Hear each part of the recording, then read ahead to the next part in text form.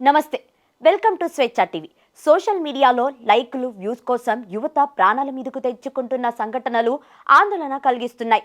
తాజాగా అలాంటిదే ఓ ఘోర విషాదం ఒడిశాలో చోటు చేసుకుంది.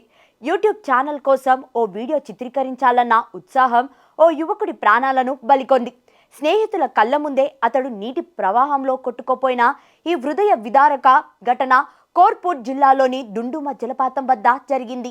యూట్యూబర్ సాగర్ తన స్నేహితులతో కలిసి డుండుమ జలపాతాన్ని సందర్శించాడు. అక్కడి ప్రకృతి అందాలను, ఉధృతంగా ప్రవహిస్తున్న జలపాతాన్ని తన కెమెరాలో బంధించాలని నిర్ణయించుకున్నాడు. ఇందుకోసం చేతిలో ఫోన్ పట్టుకొని నెమ్మదిగా నీళ్లలోకి దిగాడు. జలపాతం అందాలను వీడియో తీస్తున్న సమయంలో ఊహించని ప్రమాదం జరిగింది. కొద్ది క్షణాల్లోనే ఎగువ నుంచి నీటి ప్రవాహం ఒక్కసారిగా పెరిగింది. దీంతో సాగర్ అడుగు తీసి అడుగు వెయ్యలేని పరిస్థితిలో నీటి మధ్యలోనే చిక్కుకుపోయాడు. ప్రమాదాన్ని గమనించిన స్నేహితులు అతన్ని కాపాడేందుకు తీవ్రంగా ప్రయత్నించారు. కానీ వరద తీవ్రత మరింత పెరగడంతో వారి ప్రయత్నాలు ఫలించలేదు. చూస్తుండగానే ఆ యువకుడు నీటి ప్రవాహంలో కొట్టుకుపోయాడు. తమ కళ్ళ ముందే స్నేహితుడు గల్లంతు కావడంతో వారు కన్నీరు మున్నీరుగా విలపించారు.